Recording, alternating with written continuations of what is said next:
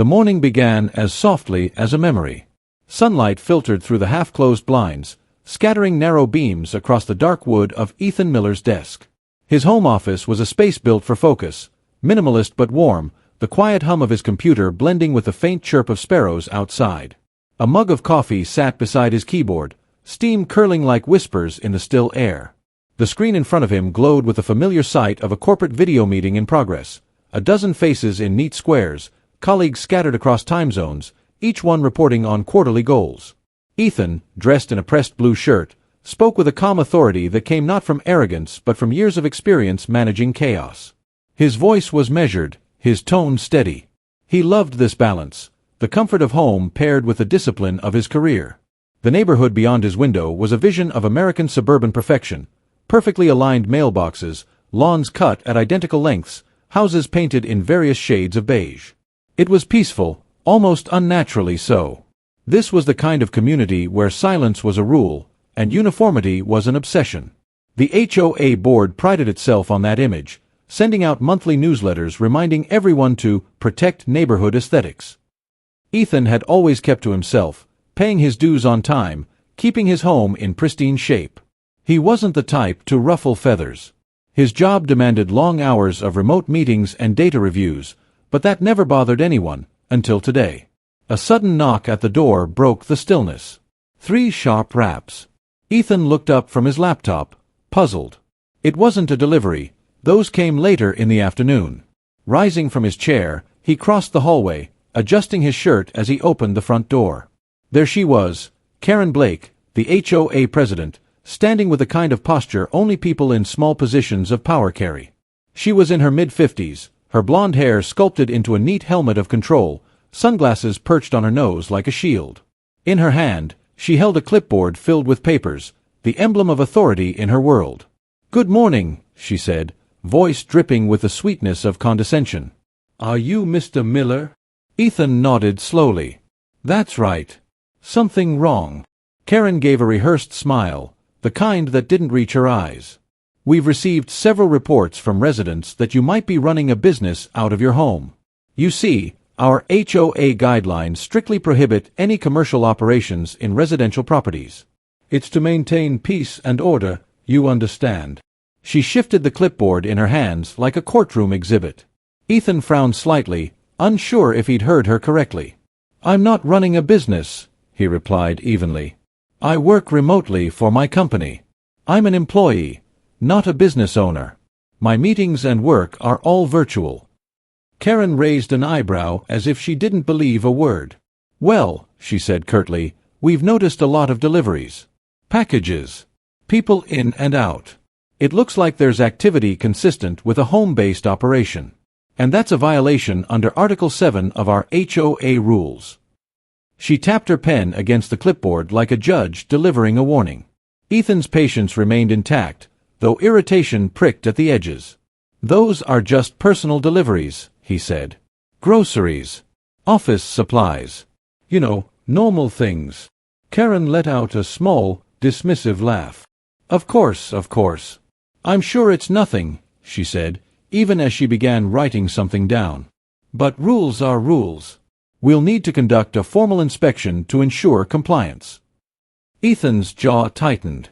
"An inspection?" he asked. "For working on my computer inside my house?" She looked up, lips pursed into a smirk. "If there's nothing to hide, there's nothing to worry about." She tore off a piece of paper from her clipboard and slapped it against his doorframe, the red HOA insignia glaring like a scarlet letter. "Violation notice. Unauthorized business activity." The words were heavy, almost absurd in their self-importance. Karen adjusted her sunglasses and gave him a polite nod. "Please address this within 10 days. The board takes these matters seriously." And just like that, she turned on her heel, walking back toward her pristine white SUV parked at the curb, the engine already idling, ready for her next inspection. Ethan stood in the doorway for a long moment, staring at the notice fluttering in the gentle breeze. The absurdity of it hit him in waves. He, a senior corporate manager working legally from home, accused of running a business in violation of HOA rules. His eyes lifted toward the street, where Karen was now chatting animatedly with another neighbor, her voice carrying a tone of pride. He could almost hear her words, "We have to enforce the rules. Can't let anyone think they're above the HOA." The hypocrisy was almost funny. Almost. He peeled the notice off the door and stepped back inside, letting the door close behind him with a quiet click. The light from his office felt colder now, the peace of the morning fractured by that one encounter. He placed the notice on the corner of his desk, smoothing the paper flat. For a moment, he simply stared at it, the corporate meeting on his screen still running in the background, his name flashing as the host. The irony of it all was not lost on him. He worked with million-dollar budgets, led teams across continents, yet here he was, being threatened over a laptop in his own home. Ethan exhaled slowly and returned to his seat, the faintest hint of a smile tugging at the corner of his mouth. He wasn't angry, not yet. He had dealt with worse than a suburban tyrant with a clipboard. The truth was, people like Karen were predictable. They lived for moments of perceived power, for opportunities to remind others that control belonged to them. He knew better than to fight fire with fire, not at this stage. He'd seen enough corporate games to know that patience was the sharpest weapon of all. As the sun climbed higher, the neighborhood resumed its serene rhythm. Lawnmowers hummed in the distance, a child's laughter echoed faintly down the street, and the world appeared normal again. But something subtle had shifted. Ethan had learned long ago that battles rarely start with explosions. They begin quietly, with a single line drawn on paper. He glanced again at the violation notice, folded it neatly, and tucked it into a file labeled HOA Documents. A record for the future. Outside, Karen's SUV turned the corner and disappeared. Inside, Ethan reopened his laptop, adjusted his microphone, and said with calm composure, "All right, team, where were we?" His colleagues resumed their updates, unaware that their boss's day had just taken an unexpected turn, one that would soon expose how fragile arrogance becomes when it crosses the wrong line. The following week unfolded like a slow-burning storm, not loud, but persistent. Every morning, Ethan would find a new envelope tucked beneath his front doormat or taped to his mailbox. Each one bore the HOA's seal, neatly stamped in red. Notice of fine, noise disturbance. Reminder, unauthorized business activity continues. Warning, repeated deliveries violate community standards. The absurdity of it might have been comical if it weren't so invasive. He wasn't hosting parties, he wasn't disturbing anyone, and yet Karen's campaign against him had taken on the rhythm of obsession. Every letter was worded like a legal threat, dripping with bureaucratic arrogance, signed in the same looping handwriting, Karen Blake, HOA President. At first, Ethan tried to reason through it. He replied politely via email, explaining again that he worked remotely for a corporation, not as a home-based business. He even attached documentation proving his employment, his digital ID, company letterhead, and a note confirming he was a salaried employee. The response came within hours, as if she had been waiting for it. Documentation reviewed. However, your activities remain under investigation. The HOA has a duty to maintain community order. No name at the bottom this time, just the board. But Ethan knew whose hand was behind the message. He could almost picture her, sitting at her kitchen table, typing with pursed lips, sipping coffee out of a mug that said, "Neighborhood Matters." Soon after, the harassment became more visible. One morning, Ethan caught Karen standing across the street with her phone out, zooming in on his house. When he stepped outside to take out the trash, she lowered the phone but didn't move away. "Just documenting," she said with a brittle smile. "Nothing personal." He gave her a slow nod and said nothing, though a flicker of irritation passed through his calm exterior. Later, a couple from down the block, people he barely knew, avoided eye contact as they walked past, whispering under their breath. It was clear Karen's rumors had already spread. To her, he wasn't a quiet corporate professional anymore. He was that guy running some shady business from his house. That night, Ethan sat in his office, the glow of his monitor illuminating the papers now spread across his desk. Each HOA letter was arranged in perfect order, dated, photographed, and scanned into a folder labeled Evidence. He'd also saved every email exchange, every message from Karen or the board. Even his doorbell camera footage, including the moment she stuck the first notice to his door, was now backed up in a secure drive. His calm wasn't weakness, it was preparation. Years in corporate management had taught him the art of quiet documentation. When dealing with people driven by ego, the key wasn't confrontation, it was patience. Let them talk, let them act, let them make mistakes. Eventually, their own words became their undoing. The final straw came on a Thursday morning. Ethan was mid-call with his team when a loud knock rattled the door. He muted his microphone, excused himself, and opened it to find two HOA officers, volunteers, really, older men wearing bright orange vests, standing stiffly beside Karen. Her expression was sharp and self-satisfied, like a cat that had finally cornered its prey. "We've come for a property inspection," she declared, clipboard in hand. "We have reason to believe you're continuing unauthorized business operations from within your residence." Ethan stared at her, speechless for a moment, then said, "You don't have that authority without my consent or a court order." Karen blinked, taken aback by his composure, before quickly recovering. "Refusal to cooperate," she said, scribbling something on her clipboard. "That's another violation." The officers shifted awkwardly behind her, clearly unsure what to do. Ethan folded his arms. "I'll be contacting my attorney before you contact me again," he said, voice low and steady. "And while you're at it, please send me the specific bylaw you believe I violated, in writing." Karen's smile faltered, but only for a second. "You'll regret making this harder than it has to be," she said, turning sharply on her heel. The three of them walked off, the sound of her heels clicking against the pavement fading down the street. Ethan watched them go, his jaw tight. He felt the frustration rise inside him, but he didn't let it take over. Instead, he walked back to his desk, unmuted his call, and resumed his meeting as if nothing had happened. But the calm was different now, heavier, deliberate. He wasn't going to let this go unchecked. That evening, after work, Ethan poured himself a drink and sat by his desk again, scrolling through HOA bylaws on his laptop. The deeper he read, the more ridiculous the accusations became. There was no clause that forbade remote work. The home business prohibition only applied to activities that caused foot traffic or noise disturbances, neither of which he was guilty of. He took screenshots, highlighted text, and compiled a simple legal note: no violation. No cause for inspection. Harassment documented. Then, as he was saving the file, something caught his eye. A familiar company logo printed on a recent HOA financial statement included in the monthly email newsletter. It was his company's logo. Ethan leaned back, connecting dots in his head. Why would an HOA use a service vendor associated with his firm? Curiosity piqued. He dug a little deeper. The vendor was a small property management affiliate, subcontracted through his corporation's regional department. It wasn't unusual. His company oversaw dozens of such contracts nationwide. Still, something about it tugged at him. He cross-referenced the affiliate name with his employee directory, just to satisfy his curiosity.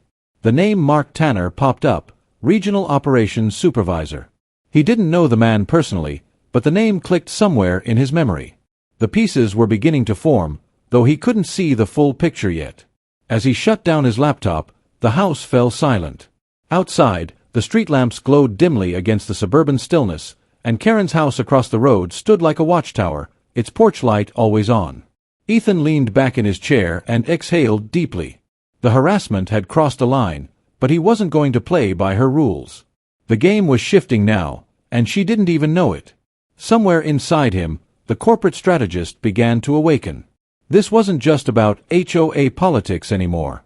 This was about power, arrogance, and what happened when someone pushed the wrong person too far. The weekend arrived cloaked in quiet unease. Ethan woke early, not from his alarm but from the dull weight of frustration that had settled in his chest all week. He brewed his coffee mechanically, the rich aroma filling the kitchen, but his thoughts were elsewhere. On the stack of notices piled near his office window, the endless noise of Karen's threats echoing in his mind. The HOA had crossed from nuisance to harassment, and it was time to push back. But Ethan wasn't reckless. He never had been. He was a strategist, someone who understood that true power wasn't about raising your voice, it was about timing. Still, something inside him simmered. A man can only tolerate so much intrusion before patience turns to quiet resolve. He was mid-sip when a knock echoed through the hallway, sharp, insistent, deliberate. Not the polite kind. Ethan set his cup down, straightened his shirt, and opened the door. There she was again, Karen, flanked by her husband this time. The man beside her was taller, stockier, with a permanent frown carved into his face. His polo shirt was stretched tight over his chest, and his stance screamed confrontation. "Morning," Karen began, voice falsely pleasant. "We're here to discuss your continued non-compliance with HOA policies. My husband, Mark, has joined me today as a witness." The tone was pure theater, the kind that comes from someone who's written their own script in advance. Ethan leaned against the doorframe, arms loosely crossed. "Non-compliance," he repeated, his voice even. "You mean the work I do inside my home that violates no written rule whatsoever?" Karen's smile flickered. "Don't be defensive, Mr. Miller. This is about community standards. We can't have people bending the rules. You've had multiple deliveries this week again. That's commercial activity." Ethan let out a slow exhale, shaking his head. "Groceries. Office supplies. Ordinary life. You're seeing ghosts, Karen." She stiffened at the use of her name. "I'd advise you to show respect to the board," she snapped. Her husband stepped forward, his presence more threatening than helpful. "Listen," Mark said, voice low but aggressive. "My wife's been nothing but patient. If you keep ignoring these warnings, you're going to be in trouble. This neighborhood has rules." Ethan's expression didn't change, but something sharp moved behind his eyes. He had dealt with hundreds of men like this, bluster hiding insecurity, authority borrowed from someone else. "Is that right?" he said calmly. "Well, Mark, maybe you should let your wife handle this. I wouldn't want you getting involved in something that's clearly out of your jurisdiction." The slight edge in his tone made Karen's mouth tighten, but before she could respond, Ethan noticed something, a flash of plastic hanging from Mark's belt. It was an ID badge. The logo printed on it caught the light, and for a moment, everything froze. He knew that logo. He'd seen it every day for years, in documents, meetings, and official correspondence. It was his company's insignia. Ethan's mind flickered through possibilities, connecting dots as quickly as his professional instincts would allow. He wasn't looking at a random neighbor anymore. He was staring at one of his employees. He glanced closer, pretending to readjust his stance, and caught the name printed beneath the photo. Mark Tanner, Regional Operations Supervisor. A spark of realization moved through him like electricity. Of course. The property management affiliate Karen bragged about at the last HOA meeting, the one contracted under Ethan's company's umbrella. Mark wasn't just part of it. He was directly beneath Ethan's corporate chain of command. The husband of the woman harassing him for running a business was an employee of the very company he helped oversee. Ethan felt the corner of his mouth twitch, not quite a smile, more like the ghost of one. The irony was too poetic to ignore. He looked at Mark again, this time with a subtle, knowing calm. "You work in property management, don't you?" he asked casually. The man blinked, surprised. "Yeah, why?" "Just curious," Ethan replied, his voice measured, unreadable. "You seem passionate about it." Karen frowned, her suspicion rising. "What's that supposed to mean?" Ethan simply shrugged. "Nothing at all. Just making conversation." The tension between them hung like static in the air. Karen handed him another notice, this one marked final warning. "We'll be escalating this to the board," she declared. "You're making this more difficult than it needs to be." Ethan took the paper without protest, his eyes never leaving Mark's. "Good luck with that," he said quietly. "I have a feeling this situation is going to resolve itself sooner than you think." The couple exchanged a glance, half confusion, half defiance, before turning to leave. Karen's heels clacked sharply against the pavement, each step echoing like punctuation on a sentence she didn't realize she hadn't written. When the street fell silent again, Ethan closed the door and leaned against it, exhaling through his nose. The situation had just shifted, not in Karen's favor, but in his. For the first time since this began, he felt a strange calm, the kind that comes when the pieces finally fall into place. He walked back to his office, sat down, and typed Mark Tanner into his company's internal portal. Within seconds, his profile appeared. Regional Operations Supervisor.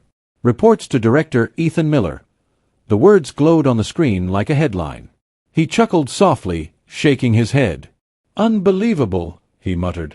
The woman who had spent 2 weeks threatening him with fines and fake authority had no idea she'd sent her own husband to harass his boss. But Ethan didn't act immediately. He wasn't impulsive, never had been. He opened a new email draft to HR, began typing a few notes, then paused. This wasn't about revenge. Not yet. It was about control. Karen wanted a fight. He'd give her silence. The kind that unnerved people who thrived on chaos. He attached a few scanned notices and wrote a single sentence in the email body. Asterisk, potential employee conflict of interest. Details to follow. Asterisk. Then he saved the draft, unsent, and leaned back in his chair, letting the moment settle. Outside, Karen's voice carried faintly from across the street, giving orders to a neighbor about fence heights and mailboxes. She had no idea the ground beneath her was shifting. Ethan smiled faintly and picked up his coffee again. It was still warm. Somewhere in the distance, a lawnmower hummed and children played, the neighborhood picture-perfect once more. But beneath that calm, the story had changed. The hunter had just become the prey, and she didn't even know it yet. The following week dawned with a deceptive calm. Sunlight spilled gently across the neighborhood lawns, the hum of sprinklers filling the air. To the casual observer, nothing seemed out of place. But Ethan could sense the tension lurking beneath the surface, the kind that builds right before a storm.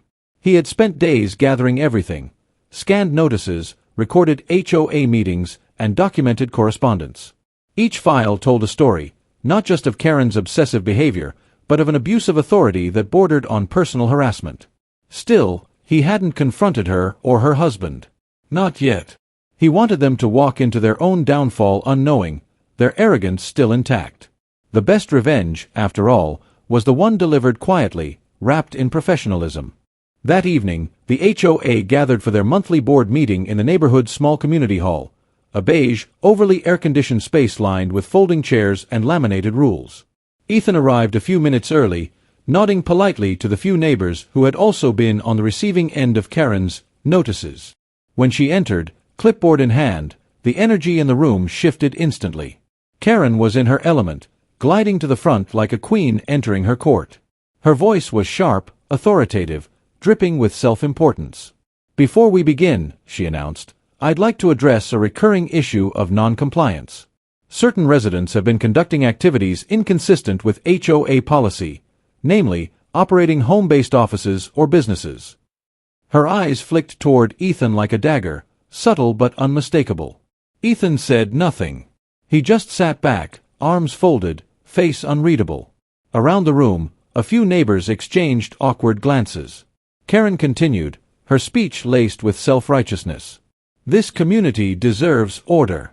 We can't have one resident bending the rules. It sets a bad example." One man in the back raised his hand timidly. "Karen, isn't remote work pretty normal now? I mean, half of us work from home since the pandemic." She waved her hand dismissively. "That's not the point," she said. "Rules are rules." Her tone made it sound like she was quoting scripture. Ethan could have called her out right there, dismantled her claims in front of everyone, but he didn't. Instead, he quietly took notes, his expression calm, almost detached. The entire performance only strengthened his case. By the time the meeting adjourned, Karen was satisfied, convinced she had put Ethan in his place. What she didn't realize was that her little crusade had become evidence, and the walls of her authority were beginning to crack. The next morning, Ethan logged in for his weekly corporate strategy meeting, a virtual session attended by upper management and regional supervisors. As his camera flickered on, a grid of faces appeared, each framed by neat home offices. A few minutes later, one face in particular joined the call, Mark Tanner. His posture was slightly slouched, his eyes tired. He looked like a man expecting a routine check-in, not a reckoning. Ethan watched as Mark adjusted his headset and began flipping through documents on his desk. When the introductions ended, Ethan spoke, his voice calm but carrying weight. "Before we begin today's operations update," he said, "I'd like to take a brief moment to talk about professionalism, both in and outside of the workplace." A hush fell over the virtual room. Ethan's gaze didn't leave Mark's window. "As leaders," he continued, "we represent this company's values not just during office hours, but in our communities. Integrity isn't optional. Respect isn't negotiable. He paused, letting the silence thicken. It's come to my attention that one of our regional supervisors has been involved in behavior unbecoming of a company representative, specifically harassment and misconduct in his local community. Mark's eyes widened slightly. His hand froze on the mouse. Ethan didn't name him. He didn't need to. The guilt was written across Mark's expression, clear as daylight. By the time the meeting ended, Mark's camera was off, his name replaced by a silent gray icon. Ethan closed his laptop slowly, his reflection staring back at him in the darkened screen. He wasn't angry. He wasn't even satisfied yet. What he felt was a deep, quiet sense of balance returning to the world, like gravity correcting itself after weeks of imbalance. Later that afternoon, he received an internal email from HR confirming that they were reviewing Mark Tanner's conduct and conflict of interest. Ethan responded with a simple, "Thank you for following up," and nothing more. The machine was already in motion. There was no need to push. Meanwhile, in the neighborhood, whispers began to circulate. Karen was noticeably absent from her usual rounds, her clipboard missing from sight. Some said they'd seen her arguing on the phone in her driveway, pacing in frustration. Mark's car hadn't left the garage in days. Ethan didn't involve himself, but he observed quietly from across the street, the way the self-proclaimed enforcer of order began unraveling. Days later, a message arrived in the HOA group chat. Effective immediately, Karen Tanner will be stepping down as HOA president due to personal matters. It was short, sterile, and unsigned. Ethan closed the chat, leaned back in his chair, and let the silence of his home settle around him. His office was just as it had always been, clean, quiet, dignified. Sunlight glowed across his desk, touching the framed photo of his team, the same logo that once gleamed on Mark's badge. He smiled faintly. It wasn't triumph that he felt, but clarity. The hierarchy that Karen had tried to impose, her false sense of superiority, had collapsed under the weight of truth. She had built her little empire on ego and assumptions, never realizing that the man she was trying to dominate was the one person she could never outrank. And so, the power shifted, not with shouting, not with revenge, but with simple inevitability. Ethan took another sip of coffee, the same kind he'd made every morning since this all began. Outside, a breeze moved through the trees, scattering a few fallen leaves across the road. The neighborhood was quiet again. Peaceful. Balanced. The way it should have been all along. Days turned into weeks, and the neighborhood slowly began to breathe again.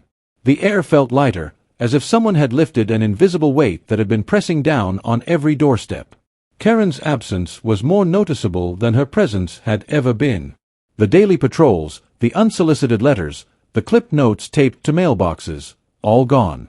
Her once perfectly trimmed lawn now showed patches of overgrown grass. Her garden that used to scream control now lay unkempt and quiet. The woman who had ruled the neighborhood with her clipboard and condescension had vanished into silence. And though no one said it outright, everyone knew something had happened. Something had shifted. Ethan didn't indulge in gossip, but news still reached him, whispered in passing by neighbors who once avoided confrontation. It turned out that Mark had been placed on administrative leave pending review. The HR department's inquiry had expanded once they uncovered his involvement in HOA-related misconduct that reflected poorly on the company's reputation. Conflict of interest, the email said. Questionable use of authority. Karen had apparently taken the fallout harder than anyone expected. Rumor had it she'd resigned from the HOA presidency in humiliation after the board voted unanimously to remove her for abuse of power and harassment complaints. The irony wasn't lost on Ethan. The very rules she had weaponized had turned against her. The same system she used to control others had ultimately judged her unfit. One evening, just as the sun began to dip behind the houses, Ethan heard a soft knock on his door, hesitant, unfamiliar. He opened it to find Mark standing there. The man looked nothing like the arrogant figure from before. His shoulders slumped, his eyes shadowed by exhaustion and regret.